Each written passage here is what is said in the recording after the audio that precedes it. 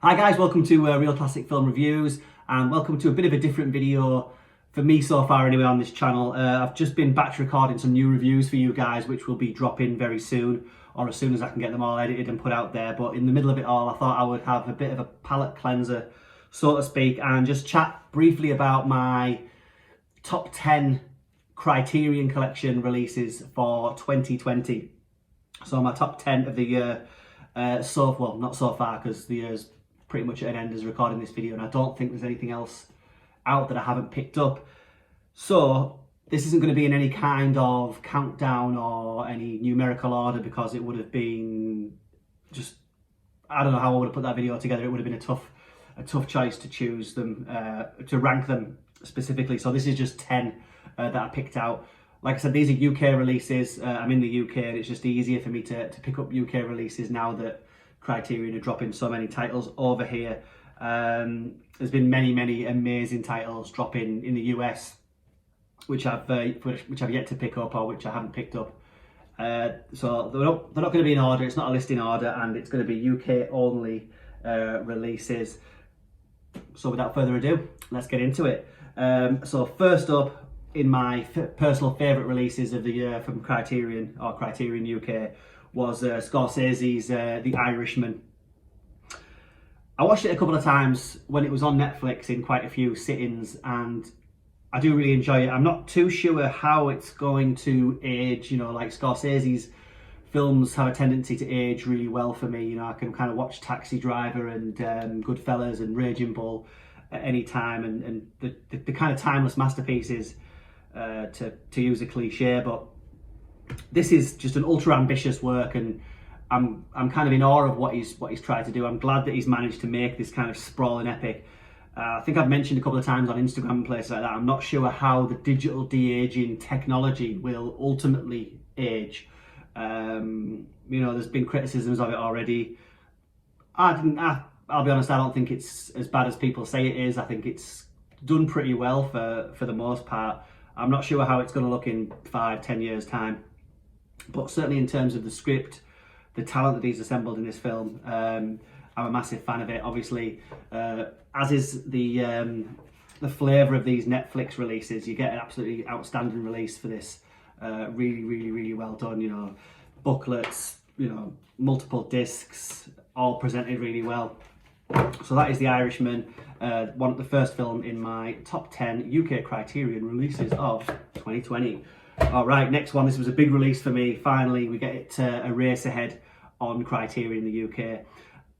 Controversially, I've never been a massive David Lynch fan. I do enjoy his work. I respect him as a filmmaker, but some of it's just a little bit too inaccessible for me, in the most part. And obviously, you know, with this film from '77, it's so weird. I mean, the whole vibe of it is almost indescribable.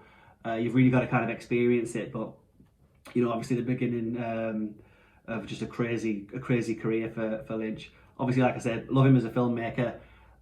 Even though I don't always find his works the most accessible, I'll always respect him. So Eraserhead is the next one on my best of the year list. All right, next one for me, another Scorsese release, and this is the Scorsese Shorts set, featuring Italian American, an American Boy, The Big Shave, It's Not Just You, Murray, and What's a Nice Girl Like You Do in a Place Like This.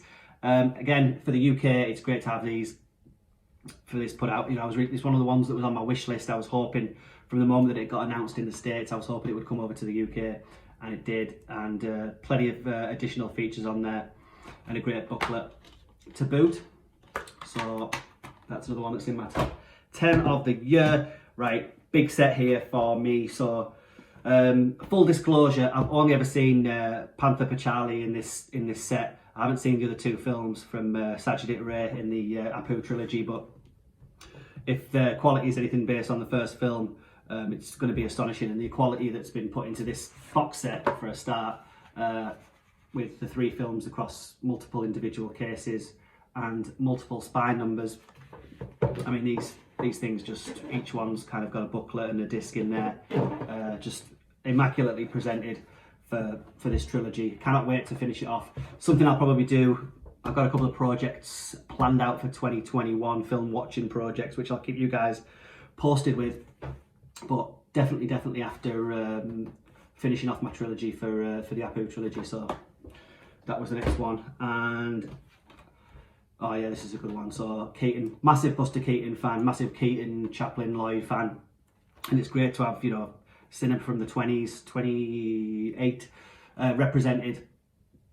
And I believe that this was kind of classed as his last great film, Keaton, before this kind of the studio system gobbled him up, so to speak. I mean, the artwork across this release is fantastic. I just absolutely love that artwork across there.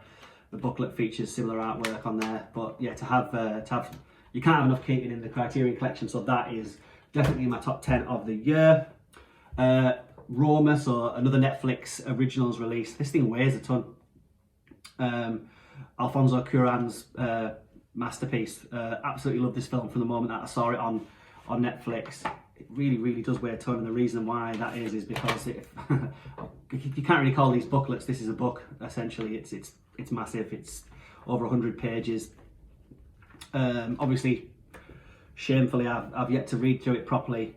But what a film and what a release! And what you'll notice, or what I've noticed, which, you know, isn't any great kind of secret or anything, but all these Netflix releases are all presented in these kind of card outer sleeves with the booklets and the, you know, the nice packaging. So I'm hoping that's something they're going to take forward, because what I just watched Mank, David Fincher's Mank on Netflix earlier in the week for the first time, which I absolutely loved, because I'm a massive fan of the cast, you know, Lily Collins and Gary Oldman, etc. But obviously I'm a massive fan of Orson Welles and Citizen Kane, and I won't spoil it, but it's basically about, you know, the kind of creation of that script for Kane by Mankiewicz, and I just really enjoyed it. I thought it was a great film, and if it can get given treatment like that for the Criterion Collection, I will be happy. So, Sansho the Bailiff. I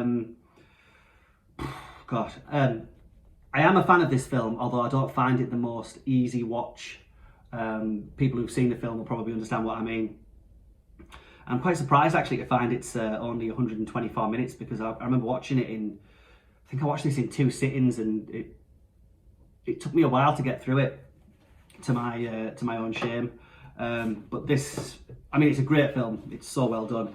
Again, this thing's got a booklet that's, I don't know if this is 100 pages, but it's a big thick booklet, absolutely pristine. Great film, great piece of 50s Japanese cinema. Basically about a man and his family and the hardships that they're going through, in feudal Japan. Really amazing release. Just absolutely love the colours on this. So happy to have that in the UK. And kind of tied in with that, some more Japanese cinema. 3 Outlaw Samurai from 1964. Super happy to have this in the collection. Another one where I kind of saw it advertised, or saw it released for the US market, and kind of had my fingers crossed straight away. I've got my own kind of letterboxed Instagram list of films where I see them released in the US, and really hope that they're going to make it over here to the UK. It's probably a subject for another video, but I was just so disappointed when War and Peace didn't make it over here due to the BBFC. I don't know if they were unwilling to make cuts of some horse violence, some possible horse animal cruelty, because that was so far up on my wish list. I'll have to get it imported from the States. But yeah, sorry, I digress. The 3 Outlaw Samurai from Hideo Gosha, just a brilliant film. Any samurai films, certainly from the 50s and 60s, I'll always be on board, and it's great to have the 3 Samurai, the Outlaw Samurai, Outlaw Samurai trilogy, the 3 Samurai Outlaws in the Criterion Collection in the UK. So next we've got Marriage Story, again, another Netflix original. What can I say? I couldn't do justice talking about this film in a video like this. It needs its own video, and I'm sure that there's people who've discussed this in more detail and depth than I could right here. Daisuke Beppu, who I'll link in the description below, will probably have done an in-depth video on this particular release. done it far more justice than I would ever be able to do. So if you can head over to Daisuke's channel after this video, of course, then please do and check it out. But what a release this is. I mean, the fact that it has, I don't want to spoil the film for anybody, but the fact that it has copies of these letters that just instantly look like real letters on real notepaper is just such a, you know, a testament to the attention to detail that's the people at Criterion put into these releases. And you know, these films aren't cheap. You know, they're not cheap releases. They are boutique releases. So it's nice if you're going to pay your money for something for your collection to have something that's genuine care and attention has gone into. And I'm happy that it's gone into a film like Marriage Story. And last but not least, obviously this is in no particular order, we've got another film from the early 20s, 23. Harold Lloyd, one of my favourite creators from back then, favourite craftsman, comic genius. You know, obviously this is the infamous, or famous I should say, scene with him climbing the building and the clock scene there. Just, I mean, I don't know, if you're not a fan of silent film per se, places like this are a great jumping off point because of just the physical comedy involved in it. It's very visual, and if you're kind of concerned about watching films that have title cards and no sound or no speaking parts, places like this are a great place to start because you can appreciate the actual physical comedy that's being shown, as opposed to having to really engage with the plot if that's not your thing. But to have these kind of films just restored and respected and released, I think this had a 2K transfer. Yeah, 2K transfer, and the amount of special features that are thrown onto this thing as well, just astonishing stuff. Really great film and a kind of tentpole of cinema. One thing I forgot to mention at the beginning is that I didn't pick up the Jacques Demy box set from this year that got released in the UK on Criterion, and I've still yet to. I will do, but it kind of passed me by at a certain point. And I want to give a quick shout out, I haven't got it with me now, but a quick shout out to the release of Showboat and Dance Girl Dance, because I really enjoyed those two releases this year. What's just come out? New World, Malik's The New World, which I'm looking to revisit. Obviously I've seen the film, but it's got like 3 cuts on that release, which will be an undertaking. And it's possibly, the Tree of Life was after, but it's right up there with the kind of final Malik films that, again, I could find really engaging. And he did lose me in subsequent films, although I've seen as many as I can. But I think post Tree of Life, it all went a little bit too off the rails and into Terrence Malick land, if you like. Although I do respect it as, you know, as film, and I do respect him as a filmmaker. It's not, probably doesn't kind of stand up as casual viewing to myself, but anyway, that's I digress again. That's a story or a subject for another video, but that's 10 of my favourite releases from the UK Criterion Collection of 2020, and it's been a great year, well, for Criterion anyway, obviously not for a lot of other things, and I know they've got some fantastic releases planned in for 21. Grand Budapest Hotel, really happy for that to come to the UK.